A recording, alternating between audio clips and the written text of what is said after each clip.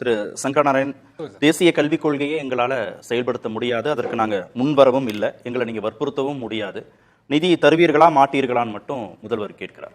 இந்த ப்ராப்ளம்லாம் சால்வ் ஆகணும். அது ஒரே வழி நம்ம முதல்வர் இப்போ எப்படி இந்த டிலிமிட்டேஷன்ஸ்க்காக நிறைய முதல்வர்களுக்கு கடிதம் எழுதுறாரோ அதே மாதிரி நிறைய முதல்வர்களுக்கு கடிதம் எழுதி இதை கன்கரண்ட் லிஸ்ட்ல இருந்து ஸ்டேட் லிஸ்ட் கொண்டு வந்து அந்தந்த மாநிலங்களுக்கு என்ன கல்வி தேவை அதை நாங்களே கொடுத்துக்கிறோம், இது மத்திய அரசு தலையிட வேண்டாம் அப்படின்னு பண்ணா மட்டும்தான் இதுக்கு ஒரு முற்றுப்புள்ளி வைக்க முடியும்.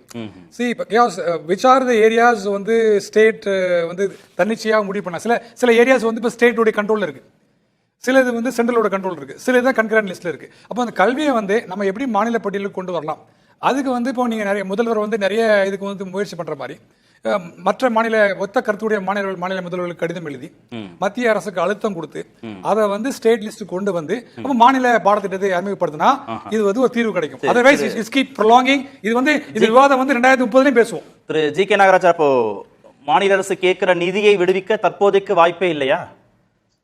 எங்களுடைய 29 பைசால கிடைக்கும் 29 பைசால நாங்க கொடுக்கிற திட்டங்களை ஏற்றுக்கொள்ளவில்லை என்றால் எதற்கு நிதி கொடுக்க வேண்டும், எந்த சட்டத்தை இடம் இருக்கிறது நான் கேட்கிறேன். இல்ல, எந்த சட்டத்தின் அடிப்படையில் நிறுத்துறீங்க? எந்த சட்டத்தின் அடிப்படையில் நிறுத்துறீங்க அதை சொல்லுங்க. முதல்ல தமிழ்நாட்டு மக்களுடைய வரி பணத்தை வாங்கிவிட்டு அவர் ஏற்றுக்கொள்ள முடியாது, என்ன சொல்றாரு, பதிலை ஏற்றுக்கொள்ள முடியாது, என்ன சொல்றாருன்னு கேட்க யார் இவரு என்ன சொல்றாருன்னு கேட்க. சமச்சீர் கல்வி சரி சொன்னாங்க. சமச்சீர் கல்வி வந்ததுக்கு அப்புறம் தான் அதனுடைய தரத்தை பார்த்துதான் மக்கள் பயந்து போய் தங்கள் கல்வி குழந்தைகள் எல்லாம் தனியாருக்கு மாற்றினாங்க. சோ தனியார் வியாபாரம் ஆரம்பிக்கப்பட்டது கல்வி வியாபாரமாக மாறி முக்கிய காரணம் என்னன்னா அவங்க கொண்டு சமச்சீர். ஏன்னா அரசு பள்ளிகள்ல போதிய மாணவர்களுக்கு பயிற்சி கொடுக்கல, போதிய ஆசிரியர்கள் இல்ல. அவங்க பிரதிநிதி இல்ல தனியார் பள்ளியிலையும் சமச்சீர் கல்வியை தானே படிக்கிறாங்க, அந்த பாடத்திட்டத்தை தானே படிக்கிறாங்க. சிபிஎஸ்இ உடைய பள்ளிகள் எண்ணிக்கை ரொம்ப குறைவு தானே தமிழ்நாட்டில். தமிழ் ஆசிரியர்கள் இல்ல, 96 உயர்நிலை பள்ளிகள் தமிழ்நாட்டில் இல்ல, 722 மேல்நிலை பள்ளிகள் ஆசிரியர்கள் கிடையாது.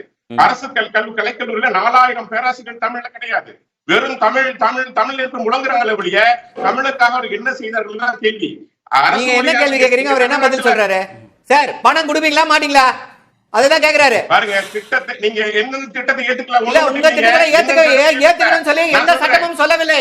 இப்படி ஆணவமா பேசுவதை, தமிழ்நாட்டு மக்களின் பணத்தை வாங்கி வைத்துக் கொண்டு இப்படி ஆணவமாக பேசிவிட்டு எந்த மூஞ்ச வச்சுட்டு ஓட்டு கேட்பீங்க? இல்ல சரி, இது என்ன இல்ல ஒரே ஒரு நொடி இல்ல என்ன பொலிட்டிக்கல் பெர்செப்ஷன் இங்க ஏற்படுத்தும் திரு ஜி கே நாகராஜ்? வரும் ஏற்றுக்கொள்ளாத திட்டத்திற்கு நிதி தர வேண்டும் என்கிற செய்தியில சட்டம் இருக்கு. ஒரே ஒரு நொடி இல்ல ஒரு நொடி பிஎம் ஸ்ரீகார் நீங்க 2500 கோடி ரூபாய் கொடுக்கிறேன்னு சொன்னீங்க, அது எஸ்எஸ்ஏ திட்டம். நீங்க அப்பட்டமா போய் பேசுறீங்க. இல்ல சரவணன் ஒரு நொடி